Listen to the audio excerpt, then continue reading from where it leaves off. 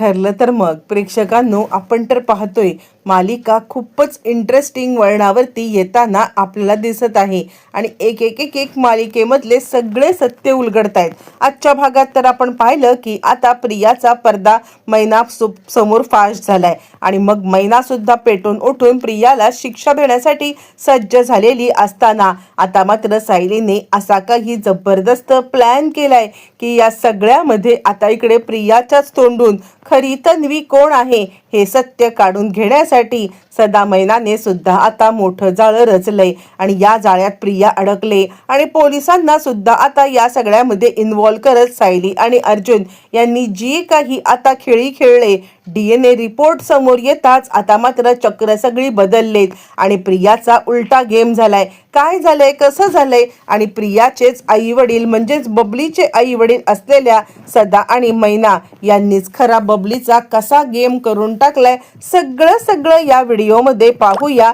छोटासा व्हिडिओ शेवटपर्यंत नक्की पहा. आता इकडे आपण तर पाहिलेलं आहे की प्रिया आणि सायली यांची तर अक्षरशः मारामारीच झाली. आपल्याला प्रश्न पडलाय की आता सायली कधीच असं काही करत नाहीये, पण आज सायलीने असं का केलंय आणि तोच प्रश्न सगळ्यांना पडलाय. पण आता एका चावीसाठी, जी चावी मुळातच तिने आता कल्पनाला द्यायला सांगितलेली आहे, त्या चावीसाठी सायली का भांडते. मुळातच आता कल्पना आणि प्रतापला तर काहीच कळत नाहीये. अचानकपणे हा सगळं चक्र कशी काय बदलली, हे सगळं कसं काय घडत गेलंय, त्यांना आता काही कळायला मार्ग नाहीये. आणि त्याच वेळेला मग आता सायलीने मात्र इकडे गेमच पलटून टाकलाय.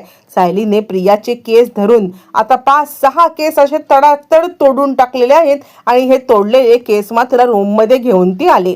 अर्जुनला पण आतापर्यंत काहीच कळलेलं नाहीये. अर्जुन या सगळ्यामध्ये, सायली सांगते तुम्हाला काय वाटलं मी मुद्दामच चाव्या देऊन मारामारी करायला गेले. अहो हे बघा, हे काय केलंय बघा, मी आता प्रियाचे DNA सॅम्पल मिळवलेत. तुम्ही म्हटला होतात ना की आपल्याला नख नाही तर केसांचे सॅम्पल लागतील. मैना तर आपल्याला सहजासहजी हे सॅम्पल द्यायला तयार होईल, पण आता प्रियाचं काय, त्यासाठी गुपचूप मी 1 नाही 2 नाही तर 3 केस आता प्रियाचे काढलेले आहेत. असं म्हटल्यावरती अर्जुनला तर आता सायलीच्या या हुशारीची कमाल वाटते आणि त्यानंतर तो सांगतोय हे तर खूपच चांगलं झालंय. आत्ताच्या आत्ता मी हे रिपोर्ट DNA टेस्टसाठी पाठवतो, जेणेकरून आपल्याला हातामध्ये रिपोर्ट येतील.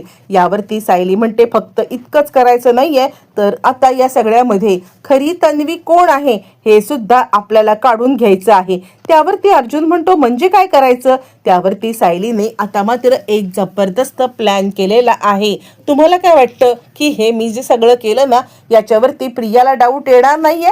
प्रियाला 100% डाऊट येणार की मी हे तिच्या केसासाठी केलंय आणि त्यानंतर आपला खरा गेम सुरू होईल. त्यावरती अर्जुन म्हणतो म्हणजे काय, मला अजूनही काहीच कळत नाहीये. आणि त्यावरती मग आता सायली सांगायला लागते हे बघा, आत्ता सगळ्यात महत्त्वाचं म्हणजे आता प्रियाला हा डाऊट येईल की आपण तिचे आणि प्रतिमा आत्याची DNA टेस्ट करतोय. मग ती काय करणार, ज्या वेळेला आपण आता प्रतिमा आत्या आणि तिची DNA टेस्ट करण्यासाठी सॅम्पल घेतलेत त्यावेळेला ती सॅम्पल चेंज करणार. यावरती अर्जुन म्हणतो हो, पण ती सॅम्पल कोणासोबत चेंज करेल. यावरती सायली सांगते खऱ्या तन्वी सोबत.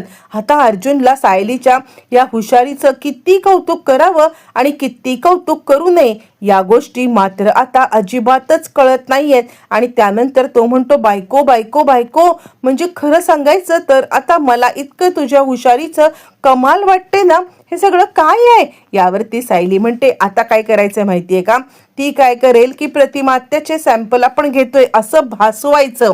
कळतंय तुम्हाला, गुपचूप पहिले हे 3 केस आहेत, त्यातला 1 केस आणि मैनाचा 1 केस हे DNA सॅम्पलसाठी ऑलरेडी गुपचूप द्यायचे.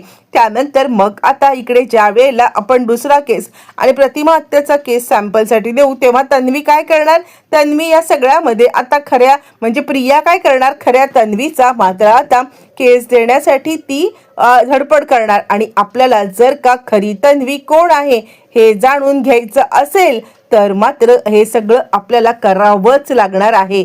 असं म्हटल्यावरती मग आता अर्जुनला खूपच खुशी होते. त्यानंतर मग आता अर्जुन सायली म्हणजे सदा मैनाची भेट घेतात आणि त्यानंतर सायली आता सदा आणि मैना या दोघांना आपला प्लॅन समजावून सांगते आणि ती सांगायला लागते की सगळ्यात महत्त्वाचे तुमचे केस आणि प्रियाचे केस हे सॅम्पलसाठी पाठवूया, जेणेकरून DNA टेस्टसाठी ते बरं ठरेल.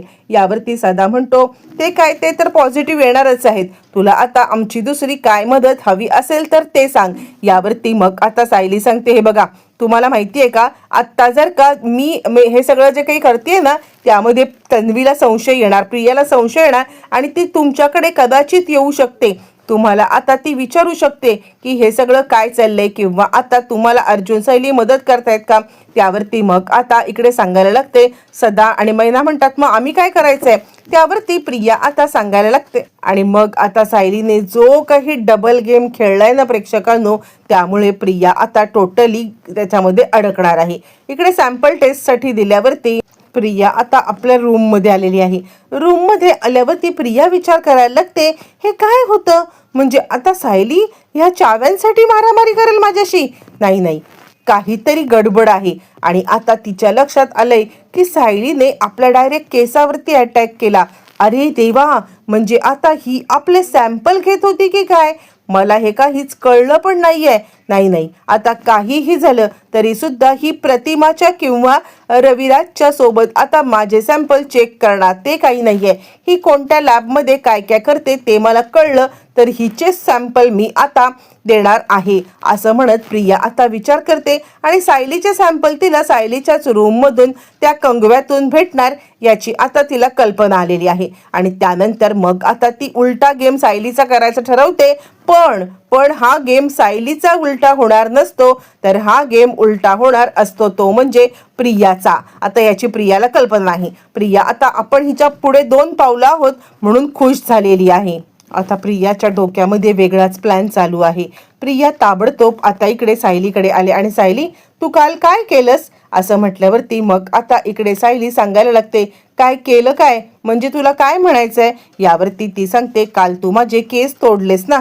यावरती ती म्हणते, काय, मी तुझे केस तोडले. यावरती मग आता प्रिया सांगते, हो, तू माझे केस तोडलेस काल, आता मुद्दाम मला हे करून माझे केस तोडलेस. यावरती सायली म्हणते, तुटले असतील, मला नाही माहिती. आणि त्यावरती प्रिया म्हणते, आता मी तुझे केस तोडणार.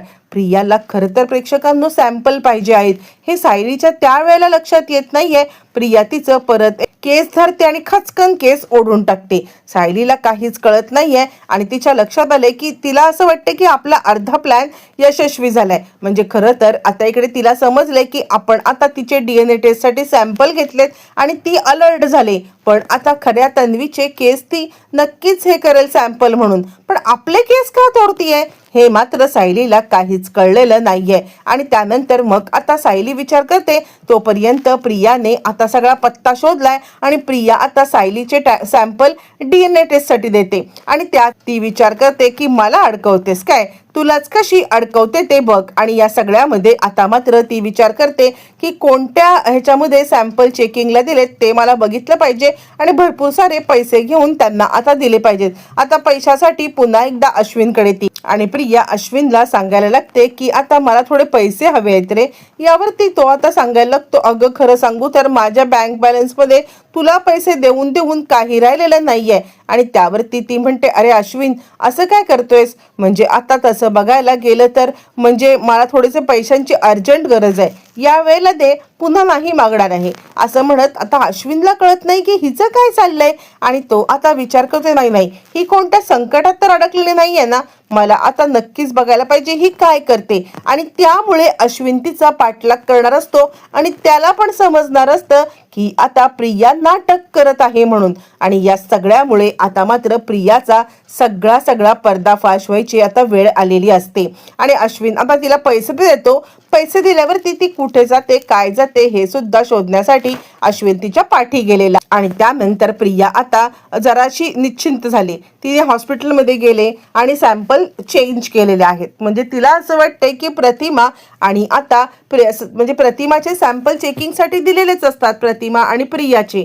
मग तिने आपले सॅम्पल चेंज करून तिथे सायलीचे सॅम्पल दिलेत. इकडे अर्जुन सायलीला मुळातच कळत नाहीये की आता हे सगळं काय चाललंय. म्हणजे हिने सॅम्पल तर चेंज केलेत, पण कुणाचे सॅम्पल दिलेले आहेत. सायलीला अजूनही कळायला काहीच मार्ग नाहीये की आता हिने कुणाचे सॅम्पल दिले, पण तिच्या लक्षात ही गोष्ट येत नाहीये. भांडता भांडता तिने आपले केस तोडलेले आहेत आणि मग त्यामुळे सायली थोडीशी विचार करत पडले. पण आता दुसरा डाव खेळायची वेळ झालेली आहे. सदा आणि मैना आलेले आहेत आणि रिपोर्ट पण आलेले आहेत. सदा मैना आल्यावरती मग आता प्रिया तिकडे येते आणि प्रिया अशी भडकलेली आहे, तुम्ही आणि इथे तुमचं इथे काय काम, यावरती ती सांगते, पोरे अगं असं काय करतेस तू, आम्हाला त्या अंधाऱ्या खोलीमध्ये टाकून गेलीस आणि त्यानंतर मग आता फिरकलीस नाहीस आम्हाला बघायला, आता आम्ही कोणाकडे पाहायचं आहे. त्यावरती ती म्हणते, हे बघा मी तुमची पोरगी नाहीये, उगाच मला या सगळ्यामध्ये अडकवण्याचा प्रयत्न तुम्ही अजिबात करू नका, निघा बरं तुम्ही इथून. यावरती ते म्हणतात, पोरे अगं असं काय करतेस, अगं तू आमची पोरगी आहेस ना बबली. यावरती ती म्हणते, खबरदार मी तुमची पोरगी वगैरे कुणी नाहीये, मी आहे तन्वी किल्लेदार सुभेदार. यावरती ते म्हणतात, हे बघ तू कितीही नाटकं करण्याचा प्रयत्न केलास ना तरी आता तुझं हे चेक झालेलं आहे, तुझे DNA टेस्ट झालेले आहेत. यावरती ती म्हणते, माझे DNA टेस्ट. यावरती सदा म्हणतो, हो या सायलीनेच तुझ्या वाटते DNA टेस्ट केल्या आणि आम्हाला पण हिनेच वाचवलं. अगं ए पोरी आता तरी खरं खरं बोल आणि आता तरी हे सगळं कर. अगं बापाला मरणाच्या दारामध्ये ठेवून गेली होतीस आणि बाप मरावा म्हणून प्रयत्न करत होतीस. यावरती ती म्हणते, काय बोलताय. त्यावरती मग आता सदा सांगायला लागतो, मग काय सायलीने आम्हाला सगळं सांगितलं, सायलीने आम्हाला सगळं दाखवलेलं आहे आणि म्हणूनच आमचे डोळे उघडले आणि आता तू बापाच्या मरणावरती टपली होतीस हे सत्य आमच्या समोर आले. तुला काय वाटलं तू आता आम्हाला मरणासाठी खितपत ठेवशील, पण देवतारी त्याला कोण मारी, कोणीही आम्हाला हे करू शकलेलं नाहीये. आम्ही या सगळ्यामध्ये सुखरूप आहोत, बघ आम्ही सुखरूप आहोत आणि आम्हाला कुणीच काही करू शकत नाहीये. असं म्हटल्यावरती ती म्हणते, मी का तुम्हाला मारीन. यावरती ते सांगतात, मग काय तू आम्हाला मारण्यासाठी किंवा मरट खितपत पडण्यासाठी जे केलंस ना तो व्हिडिओ सायलीने दाखवलाय आम्हाला. तू म्हटलेस की सदा मरू दे, सदा मेला तर मैना पण मरू दे, म्हणजे माझं सत्य आता कुठेच बाहेर येणार नाही. तुला काय वाटलं आम्हाला काहीच कळणार नाहीये. यावरती प्रिया म्हणते, ही सायली खोटारडी आहे, हिने आता खोटं तुमच्यासोबत काहीतरी नाटक केलंय. मी तुम्हाला सांगते ना मी असं खरंच काही केलेलं नाहीये. आता मला मुलगी म्हणताय आणि या सगळ्यामध्ये असं वागताय तुम्ही. यावरती मैना म्हणते, आता कशी मुलगी आहेस ना तू आमची. यावरती प्रिया विचार करते, अरे देवा आता कुठच्या संकटात मी अडकले. यावरती प्रिया आता म्हणायला लागते, हो मी मुलगी आहे, मग मुलीसोबत आपल्या आता कुणी असं वागतं का हे करताय तुम्ही, सायली आणि अर्जुनची साथ का देताय. आता इकडे कुणीही सुभेदार किल्लेदार नाहीये हा विचार करत ती आता अर्जुन सायलीच्या समोर उघड बोलायला लागते. हे बघा अजूनही वेळ गेलेली नाहीये, तुम्ही आता या अर्जुन सायली खोटारडे आहेत, यांनी खोटे सॅम्पल दिलेत हे सांगा, मी तुम्हाला अजूनही पैसे देईन. असं म्हणत असताना इकडे आता सायली सांगायला लागते, अगं बाद झालं, काहीही झालं तरी सुद्धा तुझी भांडी फुटलेली आहेत. प्रिया सांगते, हिने किती पैसे दिले तुम्हाला. हिने तुम्हाला 1 लाख दिले, मी 4 लाख देईन, बोला लवकर. हिने तुम्हाला सांगितलंय माझ्या बाजूने वळाल का. यावरती सदा आणि मैना तिची थोबाडं फोडतात आणि आणि त्याच वेळेला सायली अर्जुनने ऑलरेडी पोलिसांना बोलवून घेतलेलं आहे. ते पोलीस तिकडे आता आलेले आहेत आणि सायली सांगायला लागते, हे DNA रिपोर्ट तुला काय वाटलं तू या सगळ्यामध्ये काही करशील आणि आता वाचशील. तू DNA रिपोर्टचे सॅम्पल बदललेस हे सुद्धा आम्हाला समजलंय. प्रतिमा त्यांचे सॅम्पल कुणाचे दिलेस, बोल लवकर. प्रिया विचार करते, चला म्हणजे अजूनही माझ्या हातात एक हुक मी एक्का आहे. प्रतिमाचे सॅम्पल मी चेक केले होते, हिने माझ्यासोबत डबल गेम केलाय हे मात्र तिला काही कळलेलंच नाहीये आणि त्यानंतर ती आता चांगली चिडले. मी सांगणारच नाहीये कोण खरी तन्वी आहे ते. पण आता सायलीने विचार करते की हिने कुणाचे सॅम्पल दिले असतील. इकडे आता सदा मैनाने सिद्ध तर केलंय की ही आपली मुलगी आहे. DNA रिपोर्ट तर आलेत, पोलीस पण आलेले आहेत, पण अजूनही अर्ध सत्य समोर येणं बाकी आहे, ते म्हणजे खरी तन्वी कोण आहे.